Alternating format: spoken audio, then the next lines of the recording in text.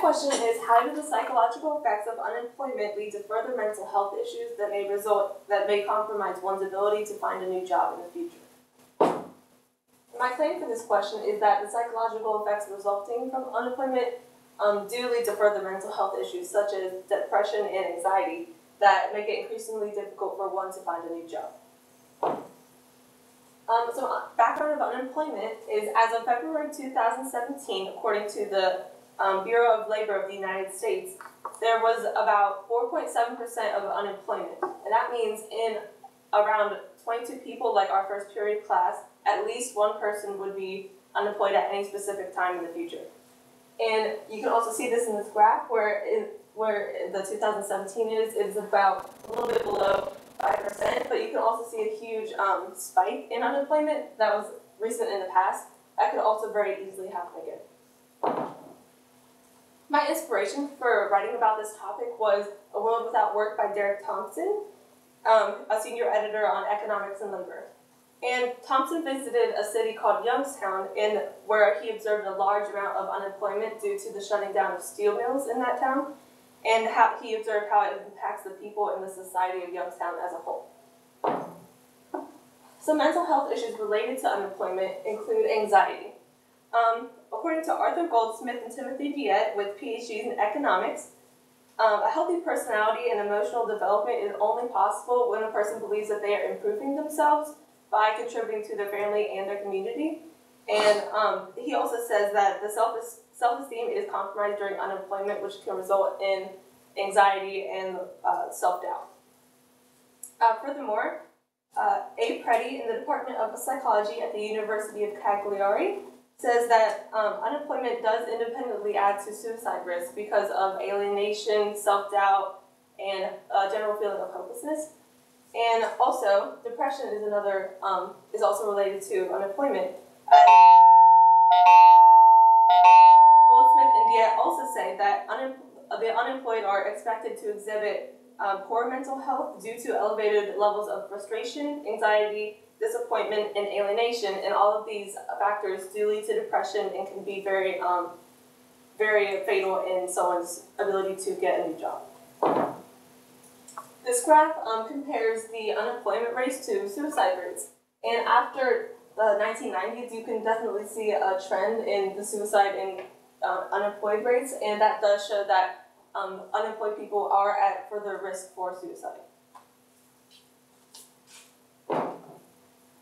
The impacts of these mental health issues that I discussed, Derek Thompson, again, states that research has shown that it is harder to recover from a long bout of joblessness than it is to recover from losing even a loved one or an injury that can result in affecting your life greatly.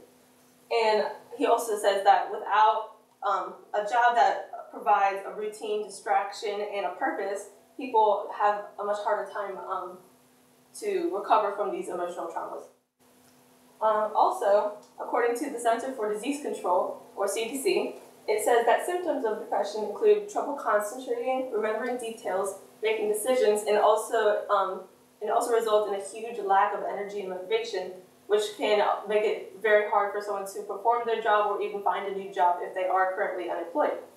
And this picture over here shows someone with a brain of someone with depression versus someone without depression. And this bright white and yellow shows increased brain activity. There is brain activity all over, but in areas like the frontal lobe that controls emotion, there is a lot less, and generally a depressed person will have a lot less energy, as you can tell from this. The social impact of unemployment leads to spousal abuse, increased crime, and poverty, as Derek Thompson's visit to Youngstown confirmed, where he noticed all of these factors. And also, children of unemployed parents are also affected greatly, and because their parents, again, might be lost to suicide if they are caught in unemployment for too long and experience these mental health issues. And they also might be exposed to the mental health issues that their parents experience, as well as poverty in their family and crime that their parents may be taking part of. And also, isolation occurs with people that are unemployed because they tend to withdraw from other people, and they don't really have a good support system, which may also contribute to the mental health issues I previously discussed. This chart talks about the poverty in Youngstown, the place where Derek Thompson visited, and it shows that 2 out of 3 children in Youngstown are living in poverty. And this shows that the unemployment of parents in Youngstown does affect how children live their lives. As you can see, many children in Youngstown live in poverty because of their parents' unemployed state. My counter argument is that benefits are received by people who are unemployed, which may make them content and kind of encouraged to be unemployed because they receive these benefits. So they might not have the mental health issues. However, many researchers, and including Derek Thompson, has said that work is an essential part of how we function in our daily lives and provides us with a sense of importance that we need to have healthy mental state. Some solutions I have are increasing unemployment benefits so that people would not be as poverty-stricken and stressed out about finding a new job for themselves and their family. However, like I previously said, it might encourage unemployment because people may find the benefits to just doing nothing and they would be unemployed on purpose. And it would also be very expensive and may increase taxes all around the country.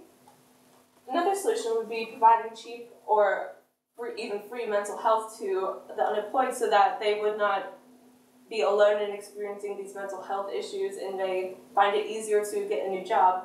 However, this is also expensive and would, again, increase taxes for everyone.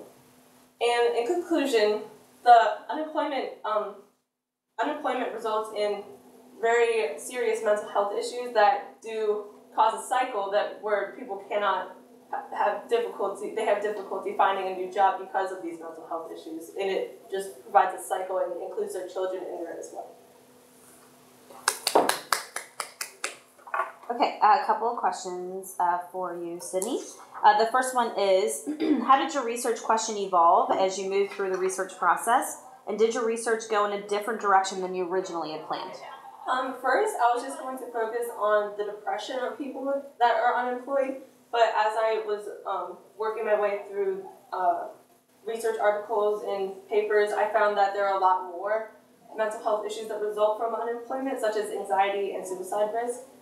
And also, sorry, what was the second part? The second part was, did your research go in a different direction than you had originally planned? Yeah, and this did go in a different direction than I was expecting, and also started to include children, the children of unemployed people, into my topic. And then your second question is, if you did have more time, what additional research would you conduct related to your issue?